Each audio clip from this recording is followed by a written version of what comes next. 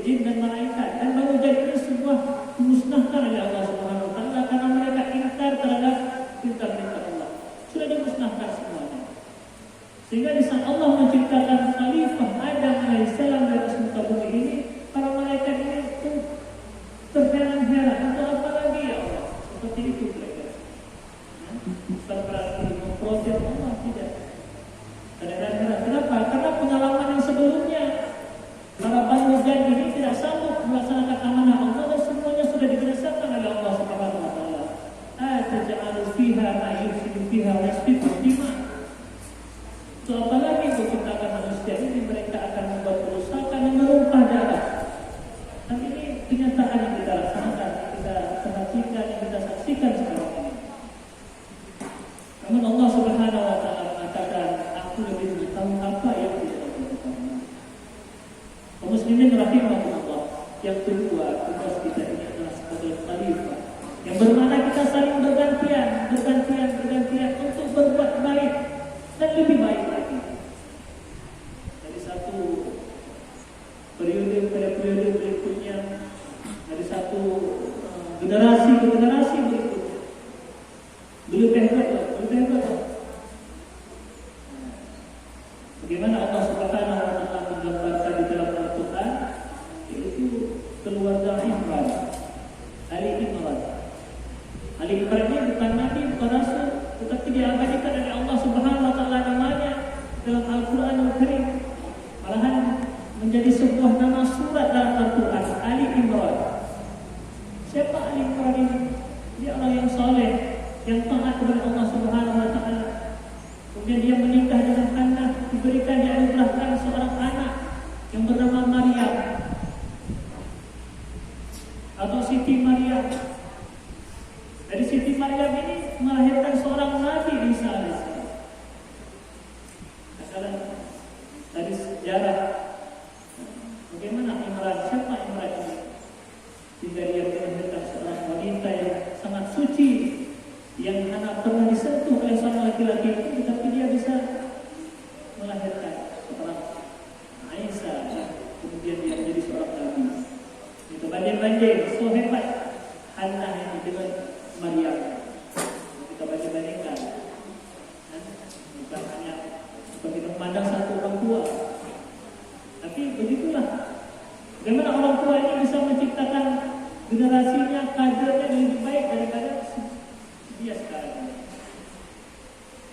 Kalau umpamanya kita mampu membaca Al-Quran, bagaimana anak kita ke depan ini bisa menghafal Al-Quran, cucu-cucunya itu bisa mentafsirkan Al-Quran, menghafalkan Al-Quran.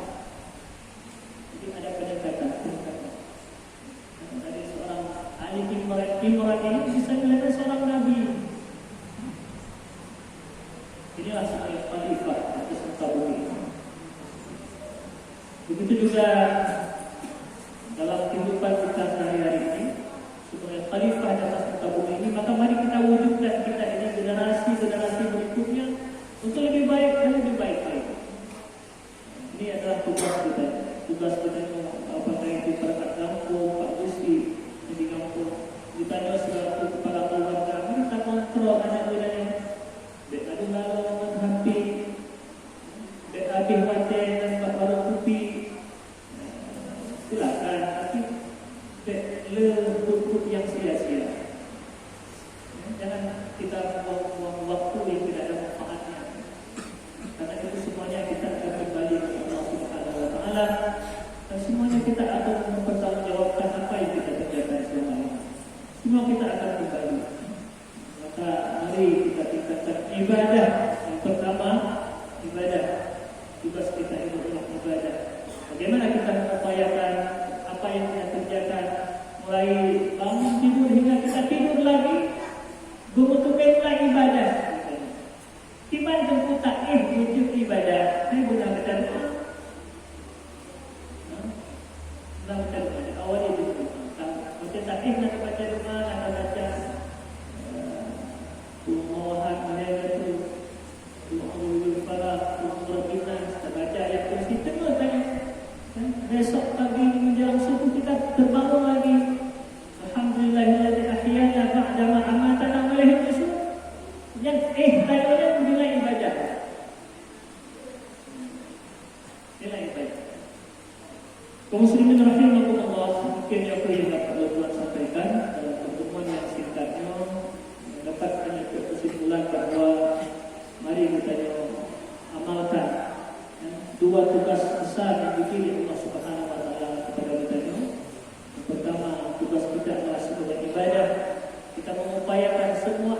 aktivitas kita ini berbagai macam profesi kita ya, tapi harus bernilai ibadah kepada Allah Subhanahu wa taala. Bahkan kita amal ibadah kepada Allah Subhanahu wa taala. Kemudian yang kedua, mari kita membuat hablum minallah dan hablum minannas. Membuat baik, berbuat baik dengan sesama kepada Allah Subhanahu wa taala, dan kita berbuat baik dengan sesama manusia. Kemudian yang terakhir, kita sebagai khalifah di atas muka bumi ini, maka tukarkanlah kebaikan-kebaikan. Karena Allah Subhanahu wa taala mewariskan semuanya adalah kepada orang yang soleh. Maka katabna fil zabur ba'da dzikri anna al-ardha yarithuha ibadiyas salihun. Sesungguhnya bumi ini Allah wariskan kepada orang yang soleh. Maka apabila ada manusia-manusia yang membuat kerusakan di atas muka bumi ini, maka sudah melenceng daripada apa yang telah diperintahkan oleh Allah Subhanahu wa taala. Alhamdulillah, alhamdulillahilladzi hadana li hadza wa ma kunna linahtadiya laula an hadana Allah. Asyhadu an la ilaha illallah wahdahu la syarika lah wa asyhadu anna Muhammadan abduhu wa rasuluh. Allahumma shalli ala sayyidina Muhammad wa ala alihi wa sahbihi ajma'in. Amma ba'du fa ya ibadallah ittaqullaha haqqa tuqatih wa la